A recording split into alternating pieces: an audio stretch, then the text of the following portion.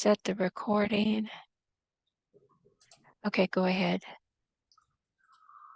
Okay. Well, hello, friends. Welcome to this 49th webinar on the Secret Teachings of All Ages by Manly P. Hall. This webinar series is available on makara.us under the subheadings Mori Federation webinars and webinar series in progress, as shown here. Previous episodes of this, the Secret Teachings, the Secret Doctrine, and the Treatise on Cosmic Fire series are also available on YouTube. Just do a search for Francis Donald and the webinar you wish to view. You can join any of these webinars on the homepage of morifederation.com. The webinars are listed in the upper left-hand corner. Okay, last time we continued our study of the chapter entitled Isis, the Virgin of the World, wherein MPH defines one of Isis's fundamental qualities as, quote, nature or Isis is the source of nutrition for plant, animal, and human life, nourishing all things from herself. And of course, this wouldn't just be physical nutrition. This is nutrition at all, in all the three worlds of human endeavor. MPH then associates Isis with the alchemical prima materia, or first matter. This is noumenal matter, which is the Hindu Mula Prakriti and the Theosophical Akasha.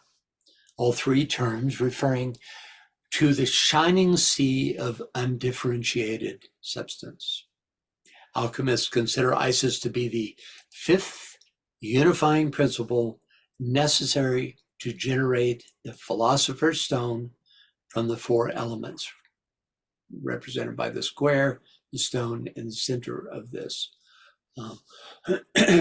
which is one reason why Isis is associated with the five-pointed star, and with Sirius, who's also given the five-pointed star as its symbol. We then looked at an alchemical teaching for transcending the lower three worlds, which states that nature, meaning Isis, has power to free from acidity or saltness all corrosives, and to overcome all impurities from terrestrial corruption adhering to bodies. Acidity, a function of the alchemical sulfur, represented up here, represents transformation, purification, illumination, strength, willpower, and courage. Salt, demonstrating here, the symbol is here, represents stability, solidity, structure, form, matter, endurance, patience, and discipline. Thus, in alchemy, acidity and saltness represent soul and body. We then looked at a quote from the Emerald Tablet, translated by Isaac Newton, which states, "Nature contains nature. Nature rejoices in her own nature. Nature surmounts nature, and nature cannot be amended but in her own nature." So this whole, the idea intrinsic to this quote expresses the idea of a self-contained, self-sustaining system, a unified whole, that can only be transformed by following its own laws and patterns. Next, we learned about the Vestal Virgins, whose main duty was to maintain the sacred fire in the temple of Vesta, and the Libran goddess of justice, which has its origins in the Egyptian Ma'at, both aspects of Isis, the Divine Mother. We then took a look at the text beneath the two images on page 47, which describes Thoth as counselor of the gods and Isis as the Egyptian Madonna. Isis is also the inspiration for the High Priestess Arcana, which Paul Foster Case describes as, quote, the chief feminine elder or primary receptive aspect of the life power. Other associations for Isis that we looked at last time include the Virgin of Revelation, the primordial Venus, who emerges from the shining sea of substance, the Celtic goddess Brigid, and the Gnostic Sophia. And this takes us up to the end of the section on Isis and to the final subsection of this chapter, which is called Mummification of the Egyptian Dead. So could we get a reader, please, for this short first paragraph? I'll try this. Servius, commenting on Virgil's Aeneid, observes that the wise Egyptians took care to embalm their bodies and deposit them in catacombs in order that the soul might be preserved for a long time in connection with the body and might not soon be alienated, while the Romans, with an opposite design, committed the remains of their dead to the funeral pile, intending that the vital spark might immediately be restored to the general element or return to its pristine nature.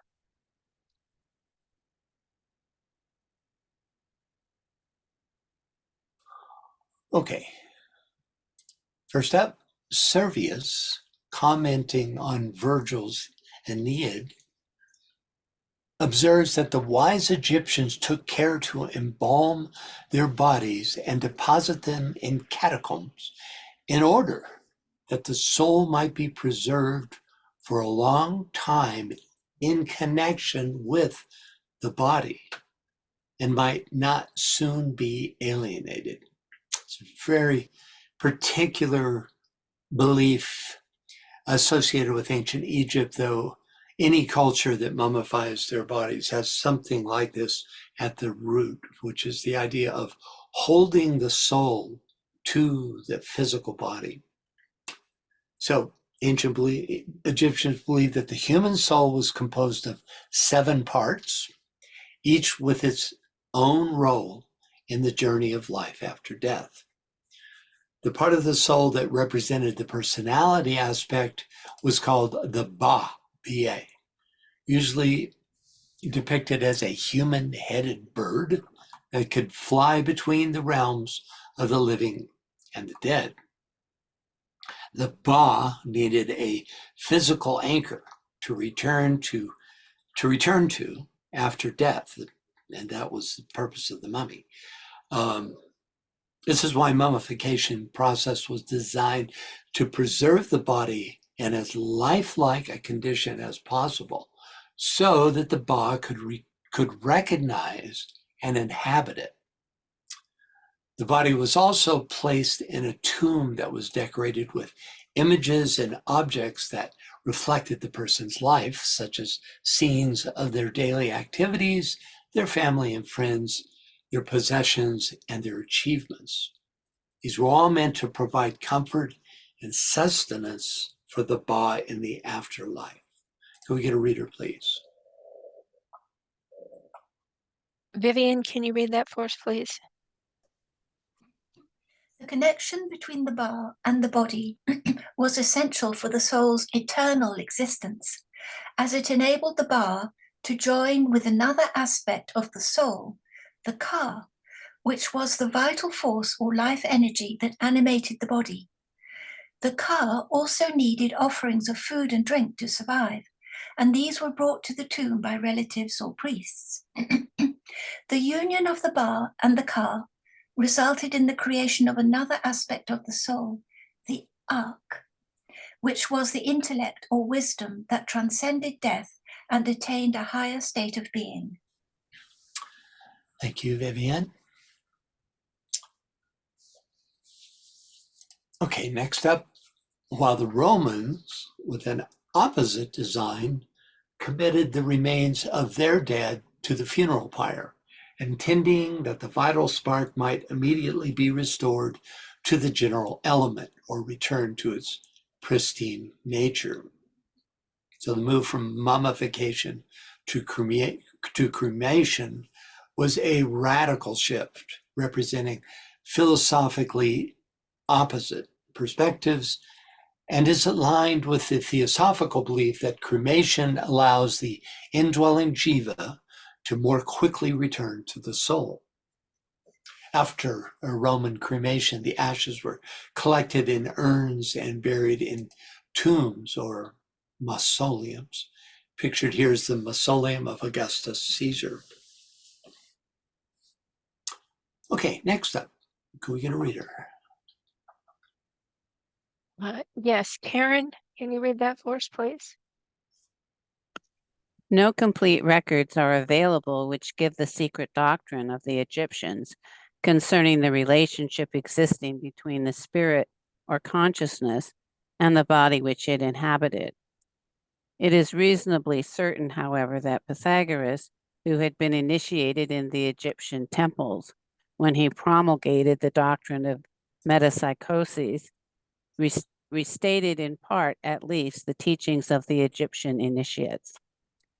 The popular supposition that the Egyptians mummified their dead in order to preserve the form for a physical resurrection is untenable in the light of modern knowledge regarding their philosophy of death.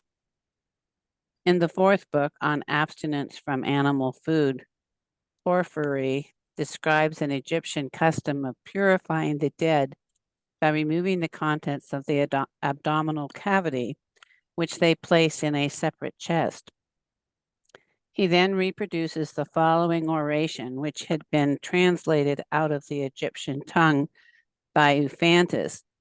O sovereign Sun, and all ye gods who impart life to men, receive me and deliver me to the eternal gods as a cohabitant.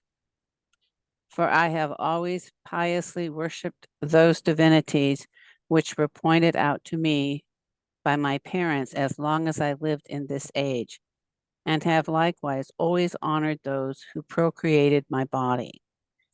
And with respect to other men, I have never slain anyone nor defrauded anyone of what he deposited with me, nor have I committed any other atrocious deed. If therefore, during my life, I have acted erroneously by eating or drinking things which it is unlawful to eat or drink, I have not erred through myself, but through these, pointing to the chest which contained the viscera. The removal of the organs identified as the seat of the appetites was considered equivalent to the purification of the body from their evil influences. Thank you. Thank you, Karen. I love this. It's not my fault. It's the organ's fault. All right. Okay, so first up, no complete records are available which give the secret doctrine of the Egyptian concerning the relationship existing between the spirit or consciousness and the body which it inhabited. Well, there are no complete records because, as in every culture with a developed esoteric spiritual system, such secrets were never written down and never communicated to the general public. We see this throughout the ancient world. The Greeks, certainly the Celts, didn't communicate to the general public any true secrets of their religious practices. HPB expands on this idea. Could we get a reader, please? Martha, can you read that for us, please? Yes. Thus, the philosophy of psychic, spiritual, and mental relations with man's physical functions is in almost inextricable confusion. Neither the old Aryan nor the Egyptian psychology are now properly understood, nor can they be assimilated without accepting the esoteric septenary, or at any rate, the Vedantic fivefold division of the human inner principles, failing which it will be forever impossible to understand the metaphysical and purely psychic and even physiological relations between the Dayan Choans, or angels, on the one plane, and humanity on the other. No Eastern Aryan esoteric works are so far published, but we possess the Egyptian papyri which speak clearly of the seven principles or the seven souls of man. The Book of Dead gives a complete list of the transformations that every defunct undergoes, while divesting himself one by one of all those principles materialized for the sake of clearness into ethereal entities or bodies. We must, moreover, remind those who try to prove that the ancient Egyptians knew nothing of and did not teach reincarnation, that the soul, that is the ego or self of the defunct, is said to be living in eternity. It is immortal, quote, coeval with and disappearing with the solar abode, that is, for the cycle of necessity. This soul emerges from the Tiao, the realm of the cause of life, and joins the living on earth by day to return to Tiao every night. This expresses the periodical existences of the ego from the Book of the Dead. Thank you, Martha. Okay, next, it is reasonably certain, however, that Pythagoras, who had been initiated in the Egyptian temples when he promulgated the doctrine of metempsychosis, restated, in part at least, the teachings of the Egyptian initiates. Of course, he would have been sworn to the secrecy of Egyptian temples and would not have revealed those secrets, even, from his place in Greece. Nonetheless, the two fundamental tenets of metempsychosis, as described by Pythagoras, are the doctrine of reincarnation and the immortality of the soul. So let's read a bit about that. Can we get a reader, please?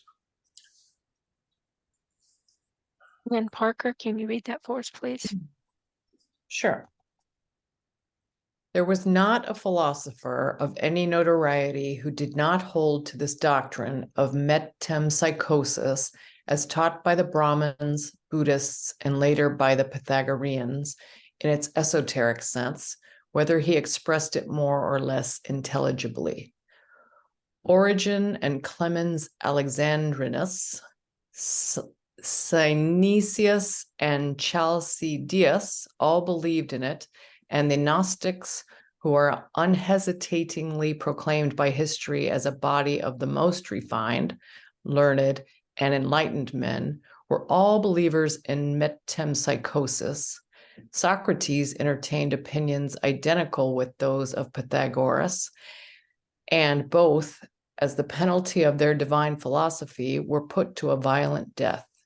The rabble has been the same in all ages. Materialism has been and will ever be blind to spiritual truths. These philosophers held, with the Hindus, that God had infused into matter a portion of his own divine spirit, which animates and moves every particle. They taught that men have two souls of separate and quite different natures, the one perishable, the astral soul, or the inner fluidic body, the other incorruptible and immortal, the agoides, or portion of the divine spirit. Thank you. And can we get a reader for this last little bit? Kirsten, can you read that for us, please? Yes.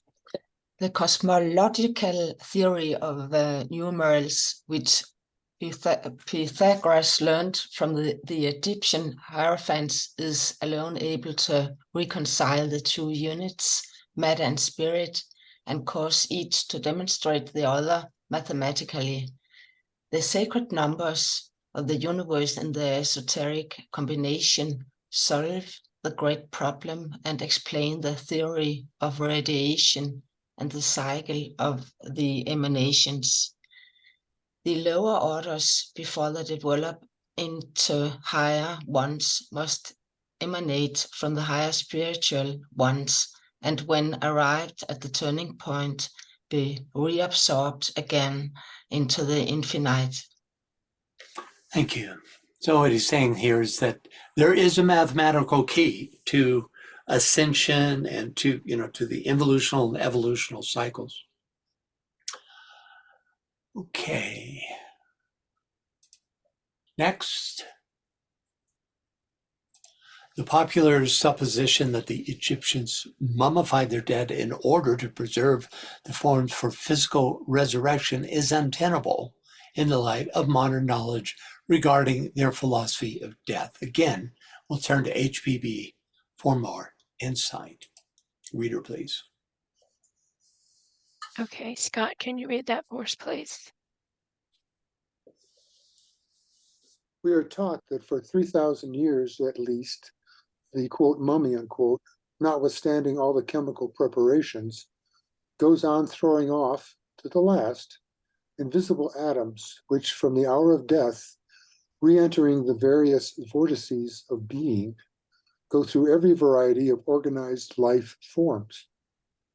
But it is not the soul, the fifth, least of all the sixth principle, but the life atoms of the jiva, the second principle, that makes this journey. At the end of 3,000 years, sometimes more, sometimes less, after endless transmigrations of all these atoms are once more drawn together and are made to form the new outer clothing or the body of the same monad, the real soul, which had already been clothed with them 2,000 or 3,000 of years before. Even in the worst case, that of the annihilation of the conscious personal principle, the monad or individual soul is ever the same as are also the atoms of the lower principles, which regenerated and renewed in this ever-flowing river of being, are magnetically drawn together, owing to their affinity, and are once more reincarnated together. Such was the true occult theory of the Egyptians. Thank you, Scott. So you can see much more esoteric understanding and point of view as to the purpose of mummification here. Okay, next in the fourth book of one abstinence from animal food. Fourth book of on abstinence from animal food. Porphyry describes an Egyptian custom of purifying the dead by removing the contents of the abdominal cavity, which they placed in a separate chest. Here's the reference book, translated by Thomas Taylor, who's one of the great occultists of the 18th, 19th century. No need to do a line-by-line analysis of this oration, as interesting as it is. It describes the reasons for removal of the organs of the deceased, and I think we'll leave it at that. Any thoughts or questions so far? I just want to bring up this idea that the more sharing we have, the more interesting our webinars are. So anytime you have any thoughts, questions, jump in and let me know. Okay. Hey. Yes. Yeah. Go ahead, Karen. Well, in the last thing we just read, it talked about returning to the vortices. Where was that? Oh, right. Yeah, I think it was here. Yeah, here. Re-entering the various vortices of being. Yeah, now I think that's interesting. statement. So do I. Yes, indeed. What is a vortice of being? You could call this the soul, a vortice of being, the monad. And there are probably, well, the Egyptians felt there were 7 souls. The equivalent would be, in theosophy, would be the vehicles of each of the 7 planes. And they would, this may be energetically more accurate.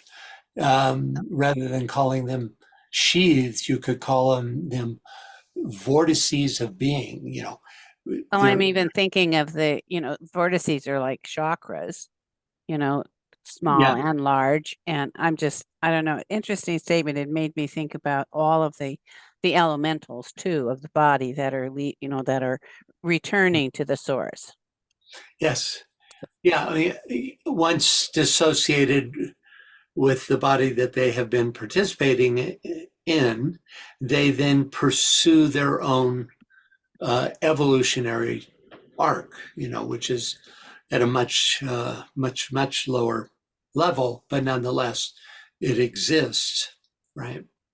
So, but what she seems to say here is that they are uh, magnetically redrawn together, for an incarnation, so that even these lesser atoms, not necessarily physical, but the atoms that make up the bodies, and this goes along with the idea of the permanent atoms, Right.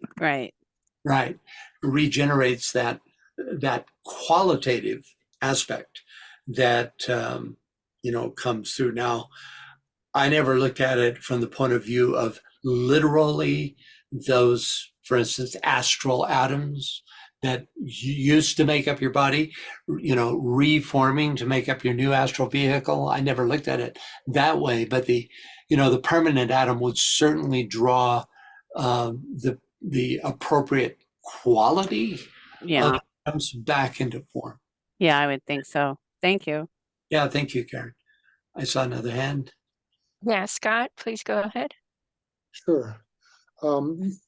Yeah, my understanding, your understanding, I think, is that the quality goes up through an incarnation, and then it seems to me that you can't pull together the same atoms and have the quality be higher. There's got to be one or the other.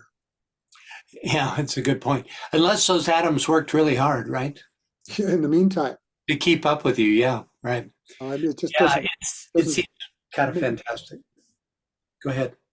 It just doesn't mix, right? I mean, if you're getting if every year or every 7 years you're rebuilding your body cell wise and you're moving forward on a spiritual way, the quality that you come up with for those atoms in your next incarnation would understandably be of a higher vibration, not the same. Absolutely. Unless they are out and they're returning to their vortices, they're being used in some other body, or those specially kept for you yourself. I don't think so. But yeah, I tend to agree with you. I think it's the qualitative aspect, though she tends to suggest that. As are also the atoms of the lower principles, which regenerated and renewed in this ever-flowing river of being. Well, there is a caveat there that they're regenerated and renewed, are magnetically drawn together owing to their affinity and are once more reincarnated together. Now, that's not saying quite the same thing. This is suggesting that the atoms are drawn back together, owing to their affinity, but not necessarily in the body of the one that they participated in before, though frankly I can't imagine that it could be that she could mean any other body. I don't think so.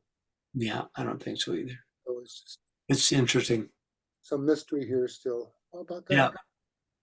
Yeah. Thanks, Scott. Yeah. Okay, we have another hand, but first, I was thinking in terms of like we reincarnate in soul in soul groups. And Anne Veronica says stem cells. What did she say? Stem cells? Oh, stem cells. I don't know enough about stem cells to give any insight on that. That's interesting, though. Well, and Veronica, maybe you could talk a little about that. Well, I haven't got something much to say, but the stem cells have this ability to regenerate any organ they want. Oh, right. Just like the permanent atoms. Yeah, sorry, go ahead. And I was also thinking the permanent atoms are part of the soul. The physical, the astral, and the mental unit are part of the soul. They get drawn into the soul again. That's an interesting thought. I have always seen them as if we look at, let me see if I can pull it up here. You can see,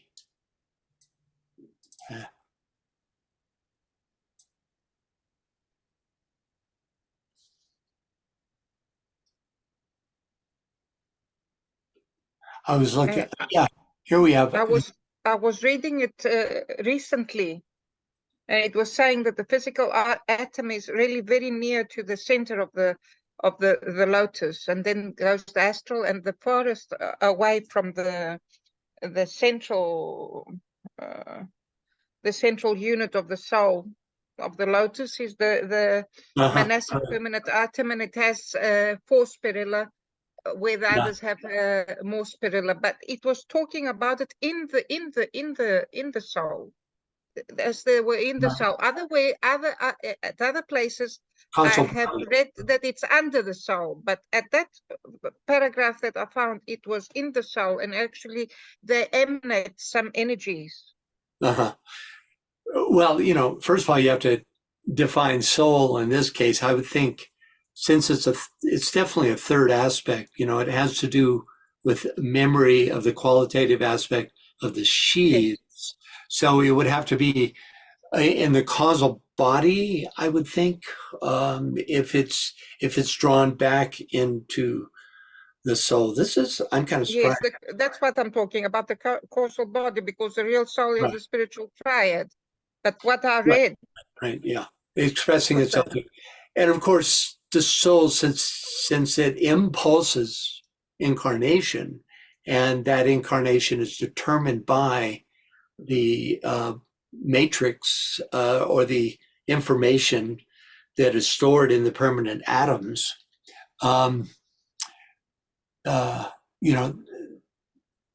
It makes sense that they would be stored in the causal body, because all the lesser bodies are gone.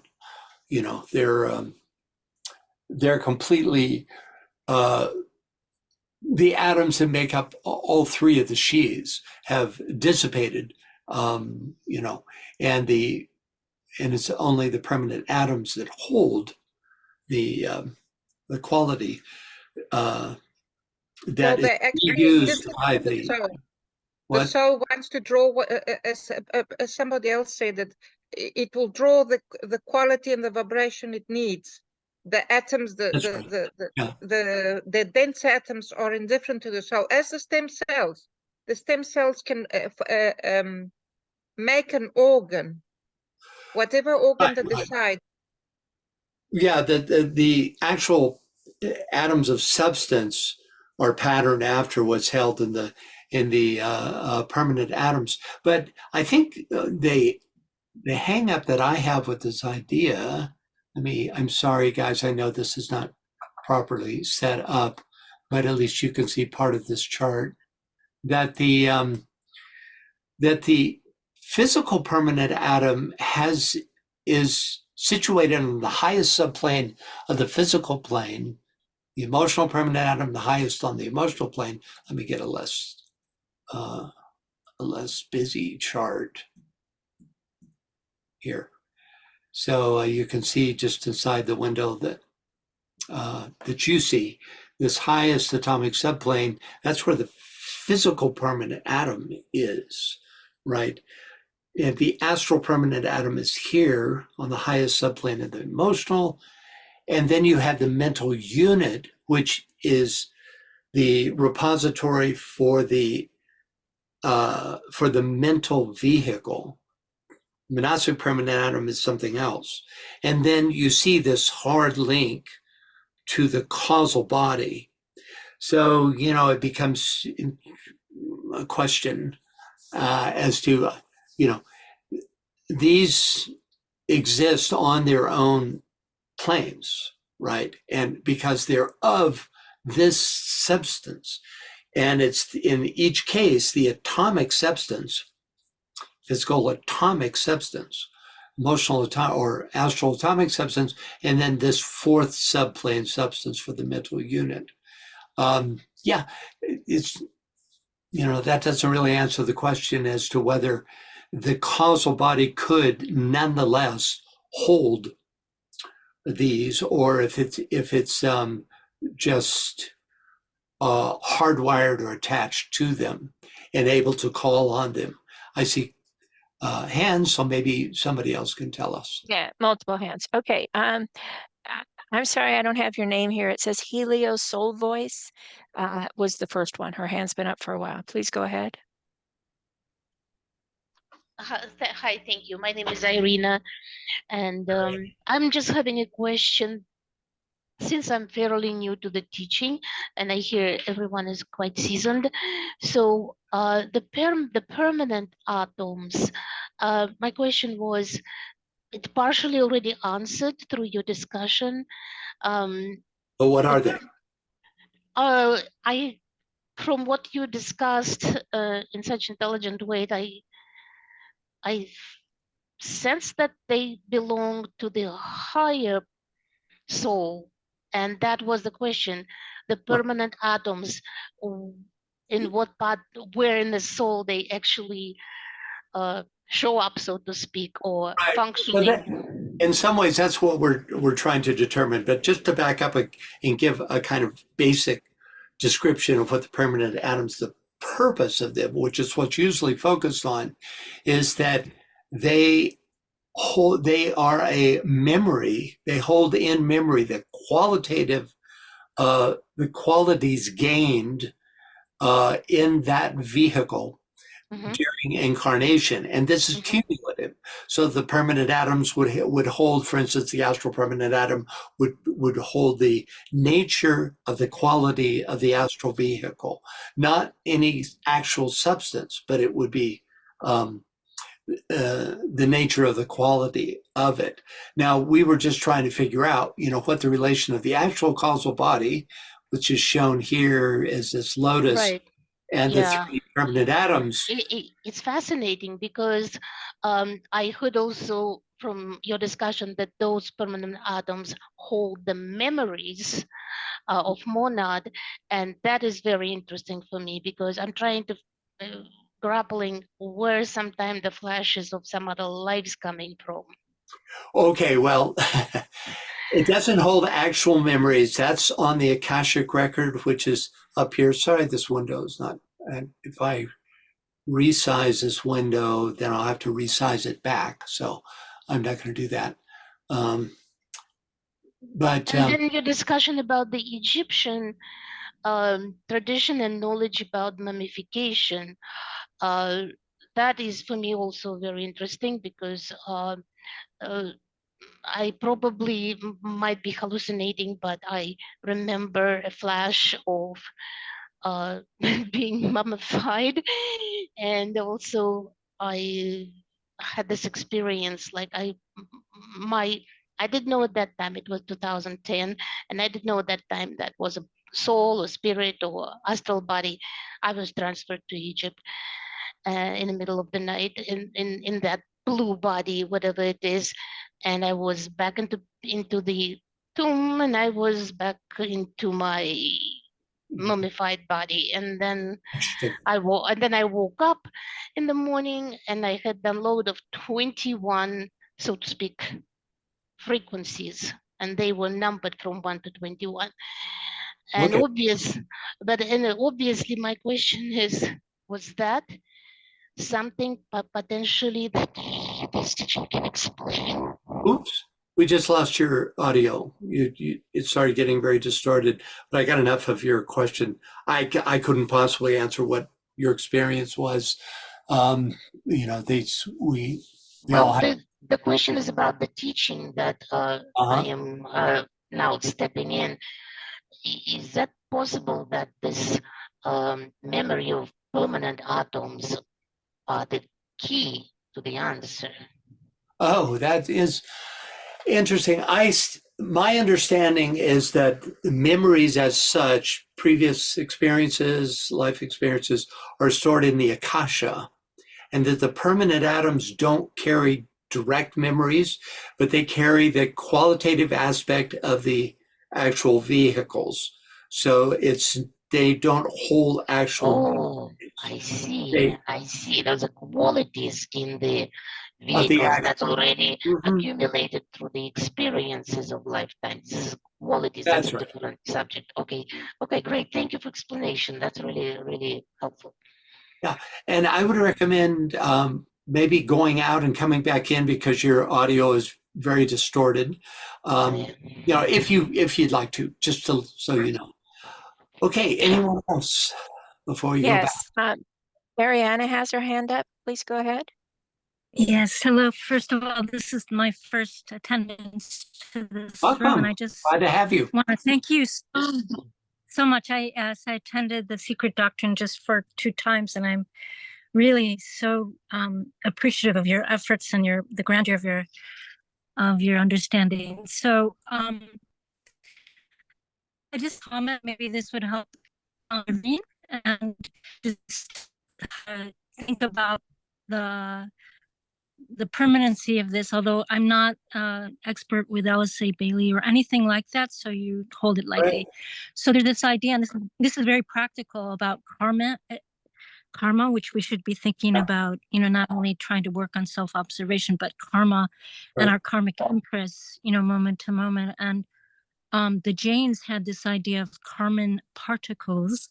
And so they really understood when they were first writing about karma that karma had a vibration, that it was not just acts or deeds or even thoughts and feelings as it becomes more subtle, but that there's a residue that survives probably with these 3 permanent atoms that has a vibration that is associated with who one has been forever, over hundreds of thousands of years. And it's not so much a memory as much as a resonance or a vibration, and it has the residue of our negativity. It has the residue of the heaviness that our physicality has, because as we approach the higher initiations, our body becomes more composed of lights until we become a master of wisdom. So I hope that helps. I just wanted to do that. It just so happens that the Lords of Karma actually work through the permanent atoms via the soul, that they are, since they are centers of quality as is concerned the sheaths and the makeup of the sheaths, they are very much connected with karma. And it's through them that the Lords of Karma actually can demonstrate the effects of karma, in physical incarnation. So, you were intuitive on that one. Anyone else? Yes, Pia, please go ahead. I think one aspect, I'm sorry, I may have to rush off, but is to think of the mental, astral, and physical permanent atoms as aspects of the lower triangle in relation to the spiritual triad of Atmic, Manasic, and Buddhic permanent atoms, the meeting place being in the causal body itself. And so, in that lotus, and the ones that are in denser, which it needs the denser vehicles, right? Denser vehicles to express on the 5th, 6th, and 7th plane, you have these monastic, astral, and physical permanent atoms that magnetize to them though that those form aspects that it needs to express on those planes. But you know, at the moment of abstraction, they go back into the soul for the next incarnation. But the relationship of that higher triangle and that lower triangle is always, you know, in constant relationship to one another, seeking to express itself. Right, as a downward reflection. Exactly. And that's exactly. Yeah, that's some interesting ideas. You know, we can get really, it's amazing. We're here on this chart here, since we're going to stay here. Let me resize it a little bit. Yeah, it's really interesting that, you know, we are very limited by this linear stacked way of looking at this. In fact, DK tells us in A Treatise on Cosmic Fire that these are actually spheres, are literally living atoms. So each of these planes is its own being, right? And that they're not stacked up like this. And not only that, but the subplanes are also living beings. So that the first subplane, which we're talking about here, of each plane, is its own living entity and has the form of an atom or a sphere. So the question is this: what is the interrelation? And I've often thought about this. The you know, you have to really get into fourth and fifth dimensional understanding in order to have a true picture. But that my sense is that there is a more sacred relation of this first subplane that holds them as a unit, rather than as a series of seven stacked upon each other. So that the physical astral, I don't know so much about the mental unit. That's a question, open question, certainly the monastic plane, but that they are more directly interconnected in terms of their inherent spirituality, that because they are not quote unquote. Hey, somebody please, can you catch that, BL? I did. Yeah, thank you. So they're not so, because they're made of matter of the highest subplane, of the atomic subplane of atomic matter, that there's a inherent purity of in terms of their spiritual nature. You know, you could say that they're the luminal physical seed. We just studied this today and earlier, of each of these planes. They are unmanifest, and it's in that matter that these permanent atoms exist. So that's just, you know, more to throw into the mix in terms of trying to understand the nature of the causal body and the permanent atoms. You know, from that point of view, the matter of the emotional permanent atom and the physical permanent atom is actually a higher subplane than the causal body is, which exists on the second subplane for advanced man, right? So a lot to think about there. I'm sorry, I'm not an authority on this, past what I've already described to you. Anyone else? Any thoughts?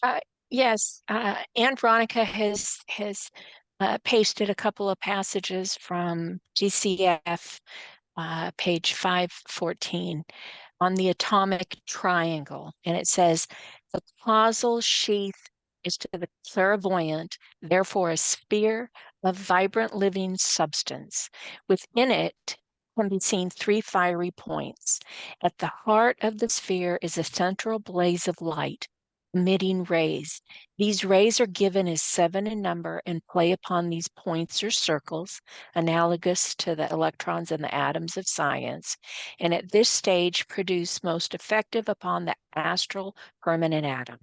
The physical permanent atom has a position relatively close to the positive center, and the force plays through it and passes on to the astral permanent atom in the form of 5 rays of party-colored light, which blend with the intensely vivid hue of the astral permanent atom and increase its intensity until the blaze is so excessive that it appears to be the onlooker as if the 2 points blended or the 2 electrons merged, and in merging produce such an intensity of light that they are seen as dissolving.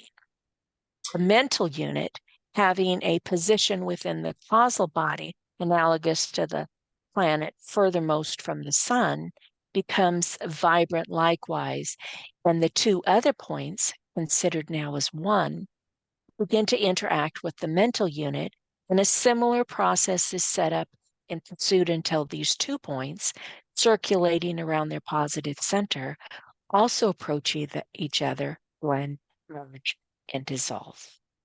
Wow. Well, it's fantastic information, isn't it? You can see in that the relative purity of these permanent atoms, and the description there is literally the sequential merging that happens as through raising the kundalini, through opening the petals of the lotus, however you look at it. But we better get back. After all, this is Secret Teachings of All Ages. So yeah, let's curtail any more permanent atom talk, as interesting as it is, and it is very, and move back to the subject matter. I'll have to reposition the window here. Okay. Those of you who are really fascinated by the conversation we just had, and are not signed up for A Treatise on Cosmic Fire, I strongly recommend you do. They are every second and fourth Friday, and this is typical of the kind of conversations we have. Okay, where the heck are we? Let me pull up my... All right, so we had moved through this. Yeah, he's this description of the reasons for removing the organs, which represent the appetites of the human being. Okay, so I think we're right here. Let's get a reader for this, please. Okay. Maureen, can you read that for us, please?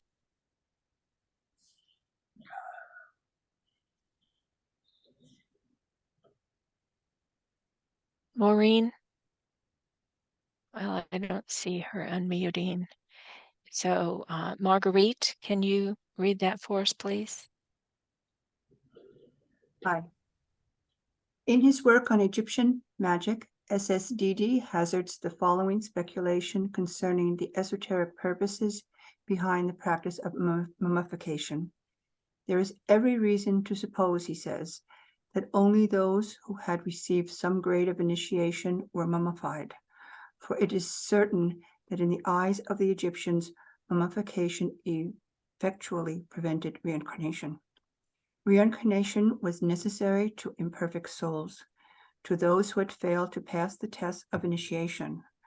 But for those who had the will and the capacity to enter the secret editum, there was seldom necessity for that liberation of the soul, which is said to be effected by the destruction of the body. The body of the initiate was therefore preserved after death as a species of talisman or material basis for the manifestation of the soul upon earth. During the period of its inception, mummification was limited to the pharaoh and such other persons of royal rank as presumably partook of the attributes of the great Osiris, the divine, mummified king of the Egyptian underworld. Thank you. Okay, first, in his work on Egyptian magic, SSDD hazards the following speculation concerning the esoteric purpose behind the practice of mummification. This should read in her work on Egyptian magic, for SSDD was the nom de plume of a British actress, writer, and occultist named Florence Farr. SSDD stands for Sapientia Sapienti Dona Data, meaning wisdom is given to the wise. Farr served as president of the Hermetic Order of the Golden Dawn and wrote the book Egyptian Magic in 1896 as part of a series on Hermeticism. Next, the quote from Farr's book suggesting that only initiates were mummified.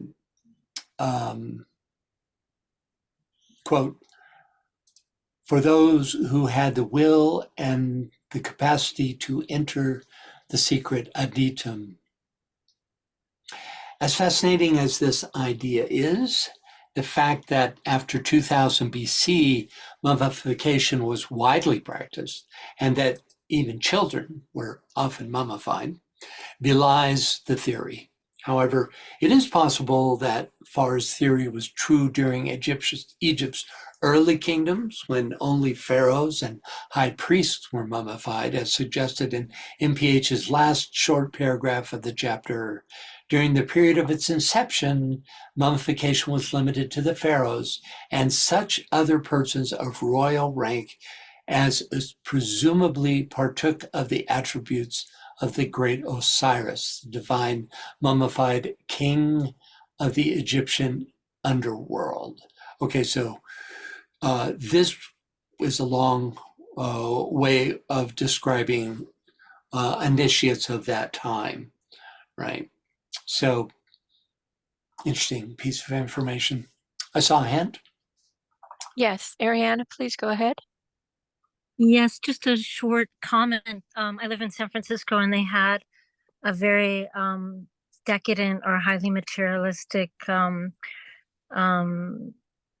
exhibit of Ramses again that had a lot of sound and with bells and whistles, but there were some very beautiful objects there as well. But they had like 5 or 6 pieces of mummified animals, like cats and dogs and animals whose names I never knew of. And so before Jesus and all that, people were making animal sacrifices, and they had like a full marketplace. Buy an animal, have it slaughtered and mummified, as a religious practice. Well, but that wasn't the case in ancient Egypt, because for instance, one of the animals that was considered most sacred was the apis, which incarnated as a bull. And what they did is they had, I think we actually might have covered this in this very last webinar, but that there were certain markings, and they were very specific markings that had to appear on a young calf in order for it to be revealed as the incarnation of Apis or Apis, right? And they were really, really specific. And so when this bull would be born, and then he would be revered, given his own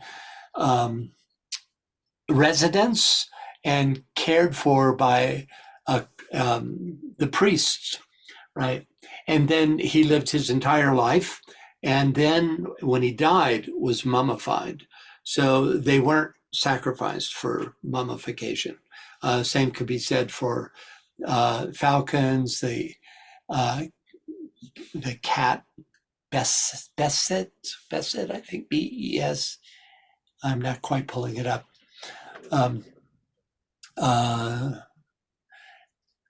Which there was. I don't know the timeline. In fact, I think that the most beautiful monuments they have, and they attribute them to Ramses. It's just more like graffiti, Ramses put his name on a other sculpture that was much older than Ramses. And so similarly, like this was like the more decadent or more recent forms of Right. religious practices. That's the only comment I'm trying to make, that we're Right. And talking this about did happen. evolution. Yeah, in the Yeah. Third Kingdom, especially, there was, it always happens. The materialization of the influences, and there's a Rococo kind of period where it falls, the ideas fall, and then you get practices that are shadows, literally the shadow side of the original practices, So thanks for sharing. Okay. Francis? Yeah. Scott says Beset. Beset. Beset, is that it? Yeah, that's what he says. Okay. Not to be confused with Besant or Besant. Annie Besant, the great theosophist. Okay, so before moving on to the next chapter, let's take a look at the illustration in the center of the page here. Can we get a reader for that text? And Veronica, can you read that for us, please?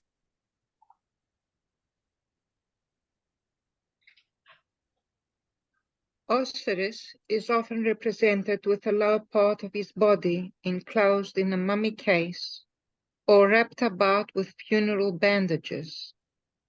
Man's spirit consists of three distinct parts, only one of which incarnates in physical form.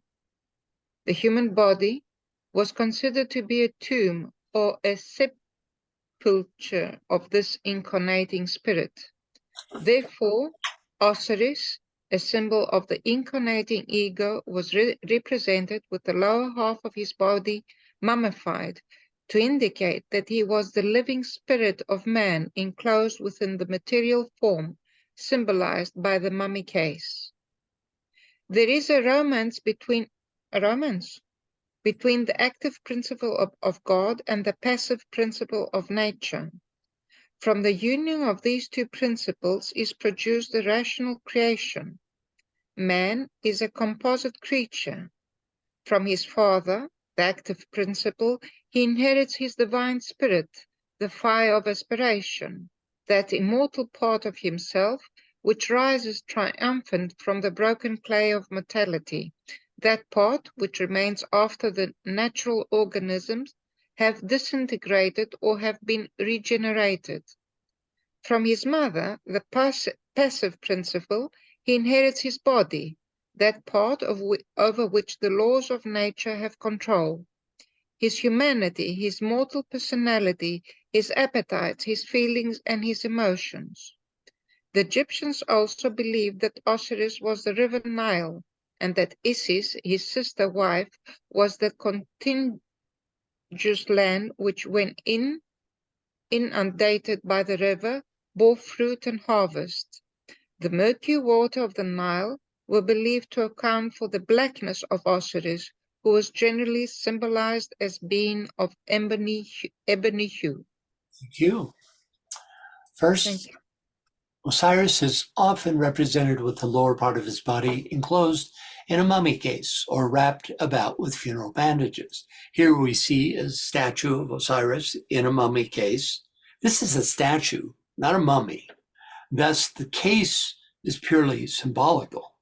Even without the sarcophagus, we see that his body is as though tightly wrapped like a mummy in order to represent the limitations of incarnation, even into the highest subplanes of the cosmic physical plane, which is where such a being as Osiris would incarnate.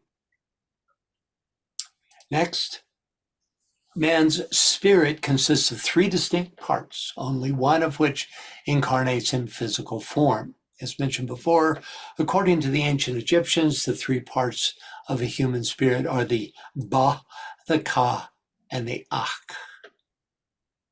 The Ba was the personality aspect, free to leave the body after death and travel the realms of the living and the dead. And it usually looks something like this. Or paintings similar to this with a human-headed bird. The Ka is the etheric vehicle, the vital essence that animates the body and distinguishes the living from the dead.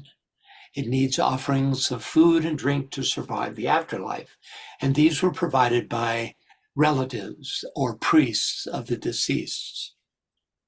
The Ka is often depicted as a double of the person or as a pair of upraised arms, sometimes only the upraised arms. The Ach is equivalent to the soul as described in Theosophy, more or less, with an emphasis on the wisdom aspect that transcended death and was capable of attaining a higher state of being. The Ak is created through the union of the Ka and the Ba after death and could join with other Aks on higher planes or with the gods in their abodes. The Ak was often depicted as a crested ibis or phoenix. Next, the human body was considered to be a tomb or sepulcher of this incarnating spirit. Therefore, Osiris, a symbol of the incarnating ego, was represented with the lower half of his body mummified to indicate that he was a living spirit of man enclosed within the material form symbolized by the mummy case. Osiris was the Lord of life and death, but was much more than a, quote, symbol of the incarnating ego. He was the embodiment of the third aspect or active intelligence of the Logos himself. Can we get a reader, please? This short throw. Quote. Yes. Ariana, can you read that for us, please?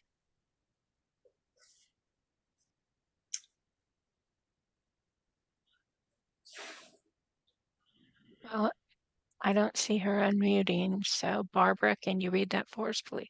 Oh, I can do Anyway, it. I just need time. Is it from okay. the slide itself?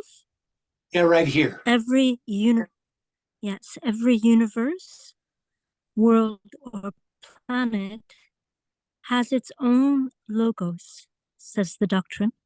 The sun was always called by the Egyptians the Eye of Osiris, who was himself the Logos, the first begotten or light made manifest to the world, which is the mind and divine intellect of the concealed. Thank you. So you can see the third aspect in this SD quote. Therefore, it's represented the third aspect of the sun. Okay. Next, there's a romance between the active principle of God and the passive principle of nature. From the union of these two principles is produced the rational creation being a product of divine mind. The goddess Ma'at, being the daughter of Ra, the sun god and the supreme creator, and the consort of Thoth, acted as the mediator between God and nature, the active and passive principles of spirit and form. Francis? Yeah. I'm sorry, there you go. Magda says on the head of Osiris there is something that looks like a sistrum. Are you just talking about these protrusions here, I guess? Is this the image you mean, Magda? Oh, she says the phoenix for ibis. So it must not be this image. Yeah, what's the previous image? Just the one you turned Oh, off. here? It's actually No, a feather. the previous one. Oh, On before top of that. the head of the ibis looked like a sistrum. Not here. Before. No, it was right here. The Egyptian Ak and the Egyptian Ka. Oh, the Ak. Yeah, it looks like a sistrum on It top of does. the. It does a bit, but I think what it actually is serpents, winged serpents with these solar discs as crests. Right. I can. Okay. That's what I think we're Serpent. looking. Okay. Thank you. Looks like. Yeah. Right, and this is also a symbol of Hermes, which is the Right. intelligence aspect, and that would account for the three winged serpents. That Mhm. idea. The Ak has a strong relationship with this Thoth aspect, Mhm. which would be Apollo in Greece. This idea of the light of the mind, the higher intellect. Yeah. Hermes. Thank you so Yeah, much. you're welcome. Yeah. See.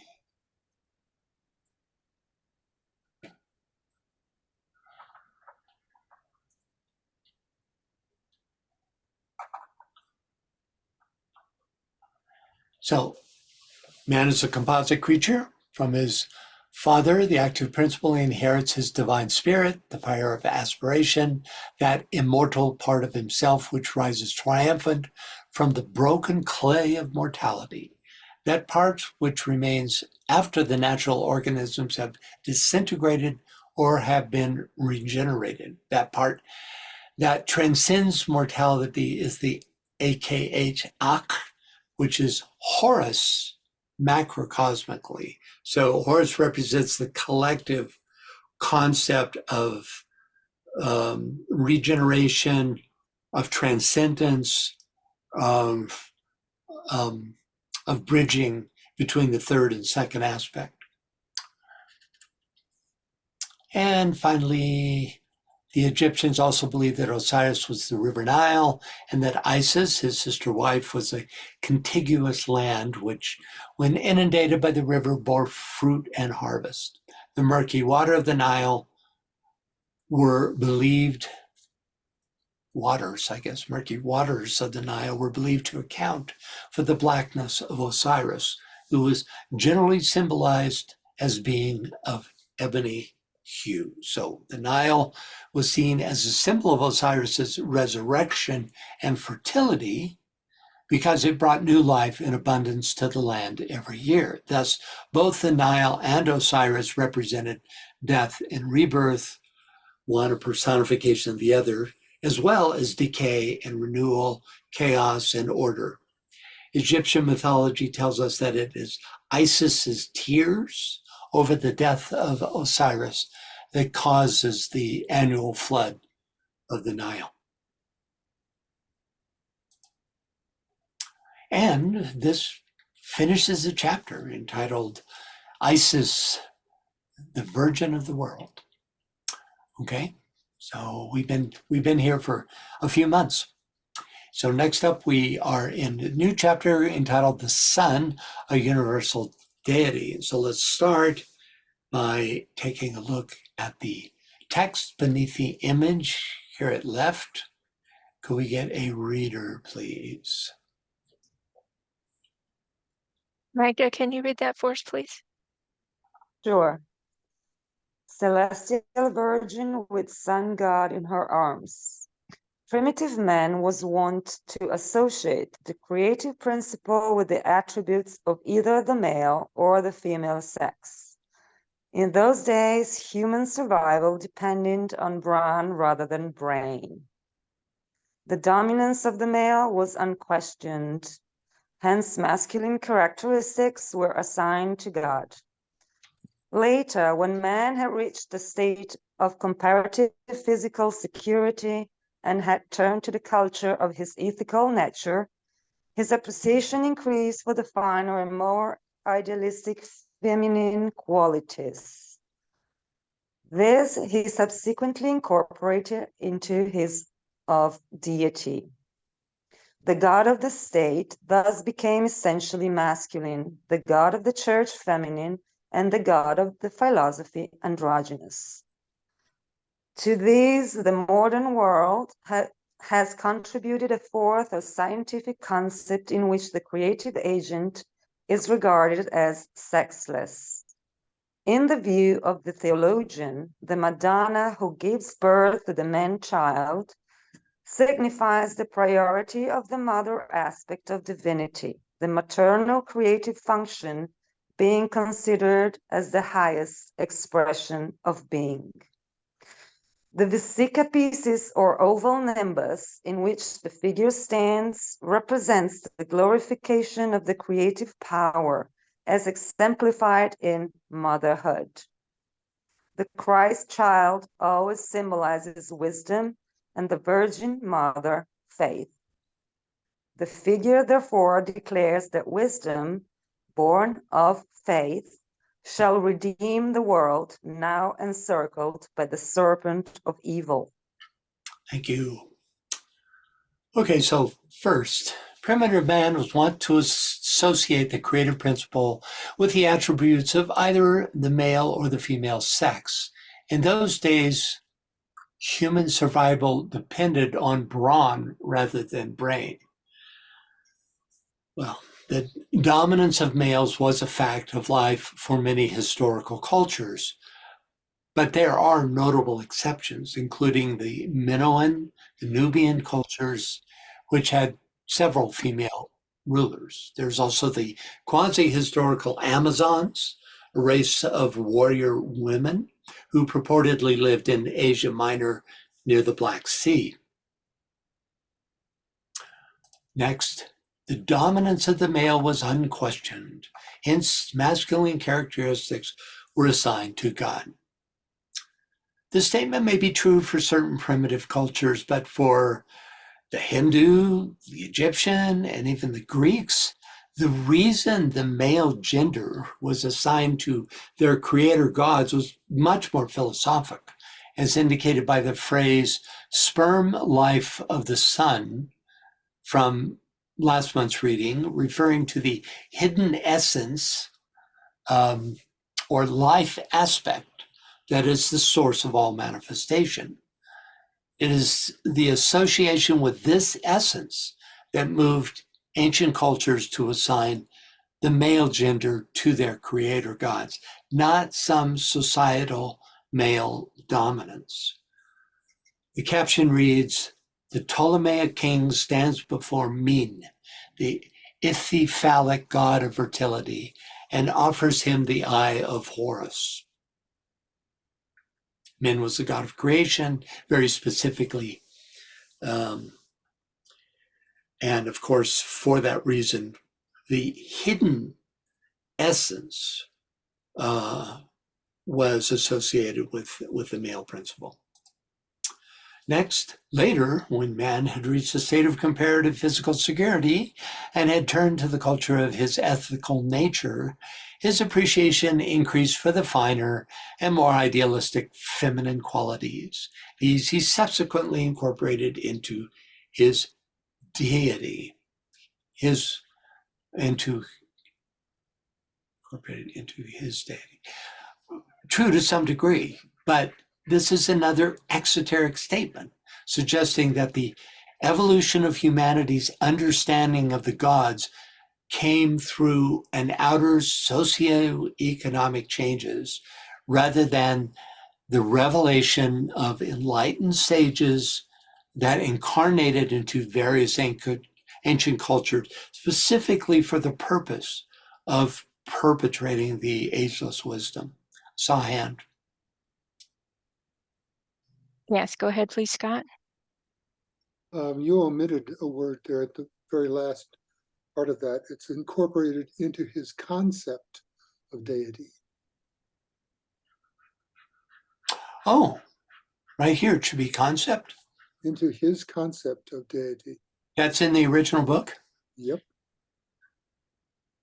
Well, my. The online version eliminated this. Well, of course, that would be the case, wouldn't it? This makes no sense. That's why I stumbled over it when I was reading it. Thanks, Scott. Mm-hmm. I'll amend that. Yeah. Is your hand still up? No. Okay. Next, the god of the state thus became essentially masculine, the god of the church, feminine, and the god of philosophy, androgynous. This statement aims specifically at Catholic Christianity. I mean, do Hindu, Buddhists, or Taoists favor feminine deities? MPH does make a good point on the androgyny of deity in philosophic thought, where gender represents some specific attribute. For example, Kuan Yin is considered to be the feminine aspect of Quan Shi Yin, Kali, the feminine aspect of Shiva, and Tara, the feminine aspect of Avalokiteshvara. But I wouldn't say that outside the Catholic Church, that there is a particular leaning towards feminine deity within the church, quote unquote, church. Next, to these, the modern world has contributed a fourth or scientific concept in which the creative agent is regarded as sexless. Science is sexless because it is based on empirical observation, experimentation, and rational analysis, and thus does not recognize any form of noumenal sources of creation. I mean, ultimately, the whole idea of male and female in theosophy or philosophy or ancient religions is a metaphor. There is no actual gender on the higher planes. It's a metaphor that allows us to relate to the concepts, right?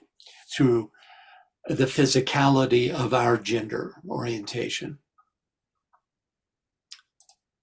Next, in the view of the theologian, the Madonna, who gives birth to the man-child, signifies the priority of the mother aspect of divinity.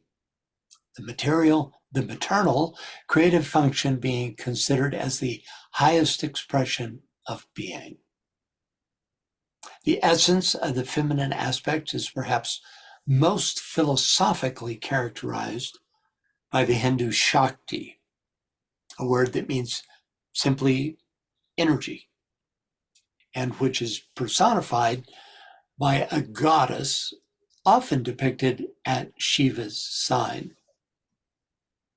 Shakti is the divine feminine force and thus the dynamic aspect of manifestation, which Theosophy calls active intelligence, and which is personified in Christianity by the Madonna, who is in essence the Egyptian Isis. The concept of the divine man-child as the only Son of God is a strictly Christian concept, and the sense of exclusivity that it has bred is responsible for much of the spiritual divisiveness in the world. The concept is a materialization of the universal Christ principle. And now I'll get off my soapbox. Next, the Vesica Piscis, or oval nimbus, in which the figure stands, represents the glorification of the creative power as exemplified in motherhood. Actually, the Vesica Piscis, also called the mandorla, that's the center section, is the symbol of the sun, or Christ principle, as here shown over the main entrance of the Chartres Cathedral. The mother aspect, or Mula Prakriti, is represented in this figure by the green circle at right. It's the merging of the pure spirit aspect with the Mula Prakriti, the shining sea of substance that creates the sun, which is represented by the Vesica Piscis.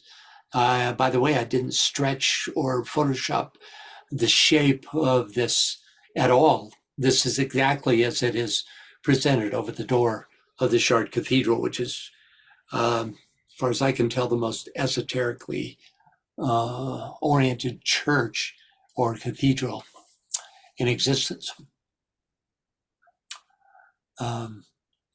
The J.K. Knapp figure illustrated in the text is actually a hybrid of different symbols based on the woman of the apocalypse from a passage in Revelations, quote, "A woman clothed with the sun and the moon under her feet, and upon her head a crown of 12 stars." So he's used this, he's placed her in a Vesica Piscis and surrounded her with the zodiacal signs.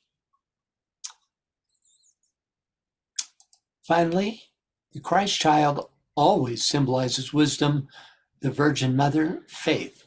The figure therefore declares that wisdom, born of faith, shall redeem the world now encircled by the serpent of evil. Well, the Christ child always symbolizes wisdom because it personifies the second aspect, the Christ principle, and thus the second ray of love wisdom. Faith is a function of aspiration found on the highest levels of the feminine astral plane.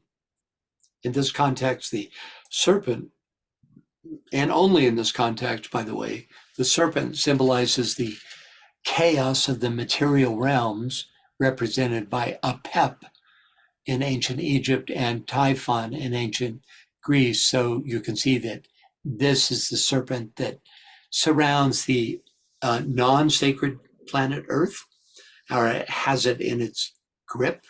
But there are other serpents, the serpent of the Kundalini, which rises, which is a pure energetic form, and serpents are also very much connected with the first principle of deity. I see a hand. Yes, Scott, please go ahead. Yeah, one of the things I noticed about this serpent is that it winds around the earth 4 times. That's sublunary worlds. It's below the crescent of the moon. Those are the 4 lower principles that are circled there. The crescent of the moon stands above it, so it's below it in terms of being sublunary. Her right foot is back, her left foot is forward. That's the same thing she's doing. Very good, yeah. Up above, her right hand holds back, her left hand holds forward and down the Christ child. It's always that way. Like the right receives, the left gives out. So it's really, I mean, it's the Vesica Piscis because it's a feminine physical feature. Yes, in that. that's right. I was trying to think of a way of working that in, and so I'm glad you did. We can go back to this form, and obviously it's a very feminine physical feature, and it can be seen as the orifice of birth, and that I think is where he's going with that here. Yeah, I think so. And that there's no serpent of evil there. He's just put the constellations that are around her head around the Vesica Piscis. But it's still that right and left and the sublunary. There's a lot of stuff in there. And with a yellow background, I don't know. There's the key feature here really is not the Madonna, it's the Christ. But you have to go in for that. Yeah. It seems to me. I mean, it's her, but it's the point is what's coming out of this is the Christ. She's the vehicle, right. And in that sense, this aspect of the Vesica Piscis can be seen as that vehicle, and that holds, because, for instance, in this you have the Christ emerging from the Vesica Piscis, so that holds here. The Christ is, and she's just the physical vehicle of the Vesica Piscis. In other words, Vesica Piscis is a symbol for her as the physical vehicle. And the yellow is the sun that she's arriving out of. The combination of and the sun behind it. It's interesting too that all the pharaohs had their left foot forward, and it's interesting if you think in terms of that being who brings that which is on high and gives it in service to humanity, then the left foot forward is the right stance for that. Mm-hmm. And this is the white Madonna as opposed to the black one in France, right? That's also relates back to Kemet being the original name of Egypt, which is black. And I was going back to that comment about the soil of the murky waters of the Nile giving him his black right feature. Well, that's just that's a blind. That's all. Yeah. Well, the Black Madonna can also be seen as just the hidden, the Mula Prakriti, the original source, not the manifest, and therefore on a higher spiral. That's one way of looking at it. Is there some sort of Isis unveiled? Probably not, but maybe that we can see her face. Yeah, the black then becomes the veil. Right. Yeah. All right. Thanks, Scott. Good thoughts.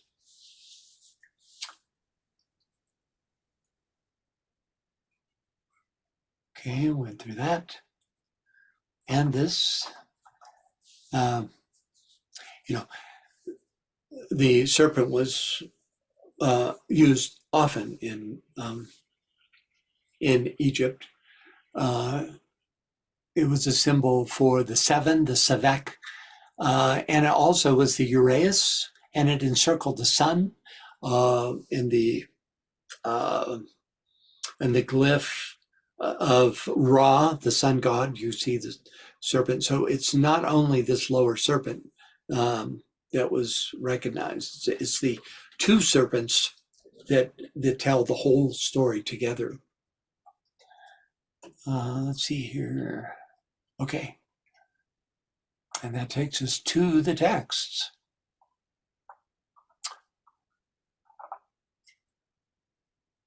So could we get a reader, please, for how are we doing on time? Yeah, we still have time. Let's read the first paragraph of the new chapter, please. The adoration of the sun was one of the earliest and most natural forms of religious expression. Complex modern theologies are merely involvements and amplifications of this simple Aboriginal belief. Primitive mind, recognizing the beneficent power of the solar orb, adored it as the proxy of the supreme deity. Concerning the origin of the sun worship, Albert Pike makes the following concise statement in his Morals and Dogma. To them, Aboriginal peoples, he, the sun, was the innate fire of bodies, the fire of nature. Author of life, heat, and ignition, he was to them the efficient cause of all generation, for without him there was no movement, no existence, no form. He was to them immense, indivisible, imperishable, and everywhere present. It was their need of light and of his creative energy that was felt by all men, and nothing was more fearful to them than his absence. His beneficent influences caused his identification with the principles of good, and the Brahma of the Hindus, and Mithras of the Persians, and Atum, Amun, Ptah, and Osiris of the Egyptians, and Bel of the Chaldeans, and the Done of the Phoenicians, and the Donis and Apollo of the Greeks, became but personifications of the sun, the regenerating principle, image of that fecundity which perpetuates and rejuvenates the world's existence. I'm sorry if I murdered any of those words, especially the Greek, and Veronica. No. We could have and Veronica reread it, do you think? No. Okay. All right. No, I think you did just fine, Bill. Okay, first up, the adoration of the sun was one of the earliest and most natural forms of religious expression. Complex modern theologies are merely involvements and amplifications of this simple aboriginal belief.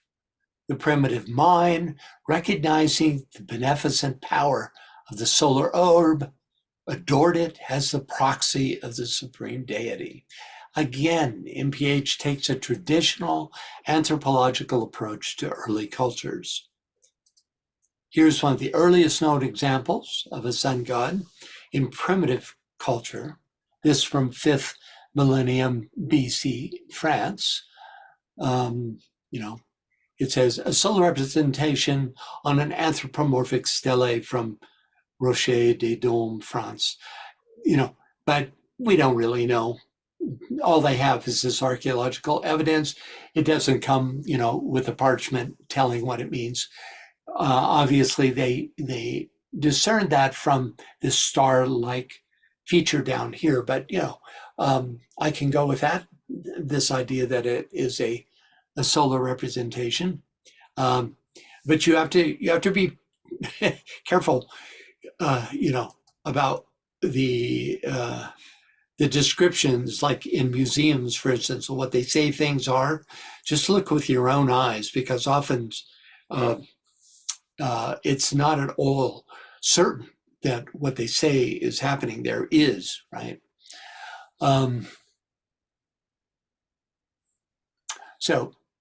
But this figure hardly represents the beginning of some sun worship, which is what he seems to be indicating here, that sun worship came up through the primitive man as anthropology understands it. In fact, we know from HPB that sun worship dates back at least to Lemuro-Atlantean times, which is, literally millions of years earlier than this 5,000 years shown here, right? In fact, though there's no way to substantiate such a claim, it only makes sense that sun worship would have been and will be present on every globe of every chain of the Earth scheme. But how could it not? But even within the archaeological record, there is, for example, an entire temple complex recently discovered in Egypt that dates back as far and probably farther than this primitive French culture. So drawing the origins of worship from this type of archaeological record is fraught with possible error. Hindu, Zoroastrian, and especially Egyptian sun worship, which theosophically tells us predates the modern anthropological teachings concerning early man, was highly esoteric, with a sophisticated philosophy attached to it, introduced eons ago by the early sages of the fifth root race, and was definitely not the result of what MPH describes as the quote-unquote early primitive mind. Nonetheless, in the spirit of MPH's approach, let's take a quick look at Liza, an indigenous West African sun god. Can we get a reader, please? Vivian, can you tell us about Liza, please? Liza was the sun god to the Fon people of West Africa. His sister was the moon god, Mawu. The two were twins, but were also lovers. Together they created the universe with the help of the cosmic serpent, Da. It is said that Liza used his son, Gu, to shape the world. Gu was the divine tool in the shape of an iron sword. He taught the people many different crafts, including ironworking. Thank you.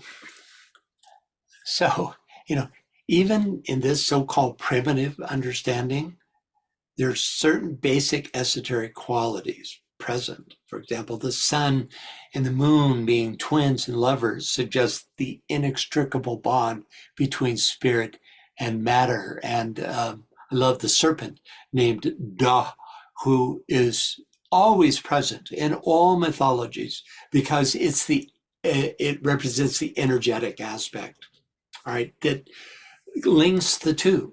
I mean, think of the spine and the Kundalini and the idea of linking the material aspect to the solar aspect, ultimately to the monad.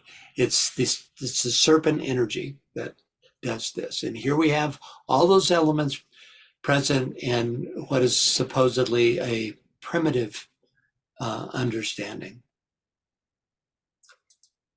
Next, concerning the origin of sun worship, Albert Pike makes the following concise statement in his Morals and Dogma. Let's take a look at the paragraph that MPH drew this quote from. Can we get a reader, please? Scott, can you read that for us, please? To those ancient peoples, this earth was the center of the universe.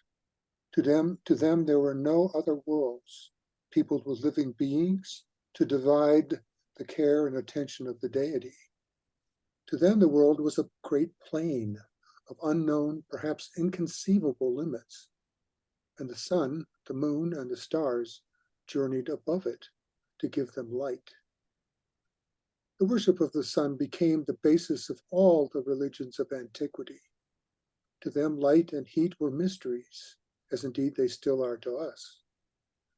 As the sun caused the day and his absence the night, as when he journeyed northward, spring and summer followed him, and when he again turned to the south, autumn and inclement winter, the cold and